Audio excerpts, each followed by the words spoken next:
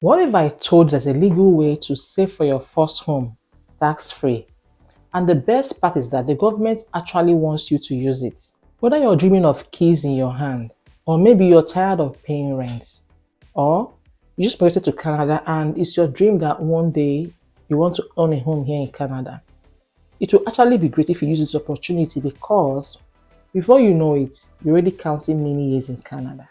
The first home savings account could be your game changer. So please stick around because in the next few minutes, I'll be breaking it all down. Everything you need to know about this account. So by the end of this video, you'll understand what this account is all about, how it works, who is eligible to open this account, and how you can use it to maximize buying your first home. Now let's get to it. The first home savings account was introduced by the Canadian government in 2023, and the main reason is to help Canadians save up for the down payment of their first home. This account allows you to save up to $40,000, which you can use for down payment of your first home. I know you would like to know how this account works. I would like to mention that this account is an investment account. Please ignore the savings in the title. It means that you can hold your investments in this account. You can hold your ETFs, your bonds, your stocks in this account, and it grows there tax-free. Also, when you're ready to purchase your first home, you withdraw the money tax-free. And also the money you contributed into this account, they are tax deductible. This means that it will reduce your income tax.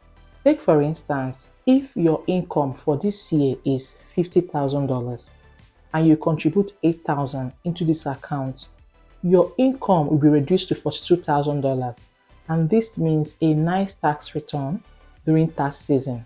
So this account combines both the benefits of tax-free savings account TFSA and registered retirement savings plan RRSP.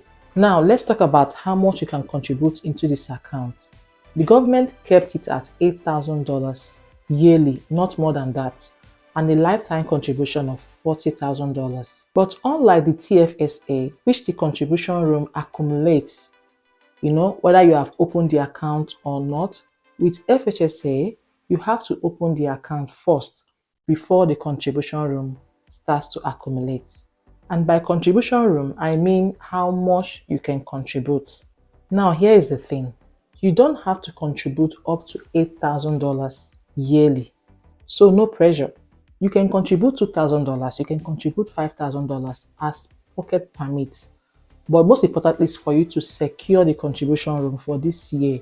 Because let's say you contribute $3,000 this year into your FHSA. What will happen is that the $5,000 balance that's left for this year, next year the $8,000 for next year will be added to the $5,000, making it $13,000 available for you to contribute for next year. Okay, you need to know that your first home savings account expires. Yes, you have 15 years to keep this account, or when you turn 71 years old, whichever comes first. If you don't use the money in this account to buy a home after these years, the money will be deposited automatically into your RRSP account, or you can choose to withdraw the money, but you'll be taxed when you choose to withdraw the money. Now, to open a first home savings account, you must be a Canadian resident, must be living in Canada, and you must be between 18 years to 71 years old. But in some provinces, it's between 19 years to 71 years. Also, you must be a first-time home buyer, just as the name implies, first home savings account. So this means that neither you or your spouse, your common law partner, has lived in a home owned by one or both of you in the last 4 years. But there is an exception to this. If the home owned by you, your spouse, or both of you, is a rental property and none of you has lived there before, you can open this account. Also, if you have owned a home but you have sold it for the past 4 years and above, you can also open this account. Let's discuss how withdrawals work with this account.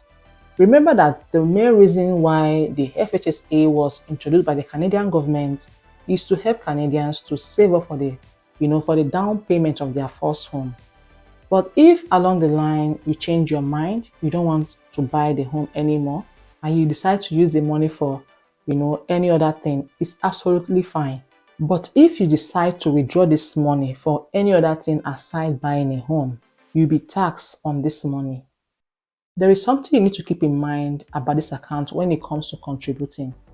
If you over contribute into this account, remember that $8,000 is yearly, contribution limit for this account.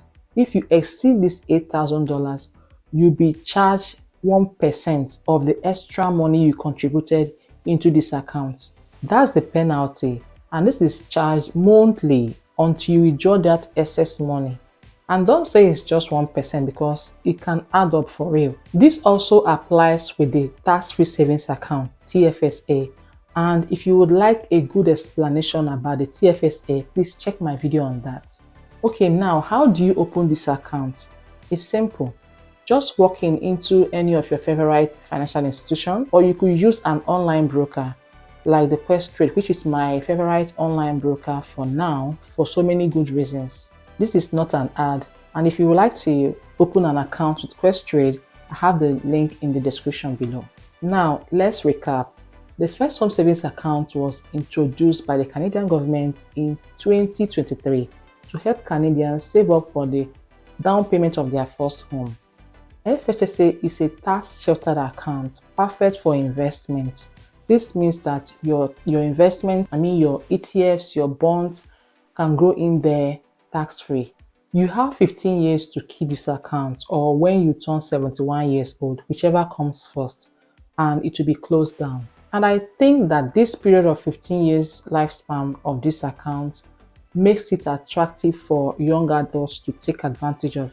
If you have a child 18 years or 19 years, please introduce this account to them.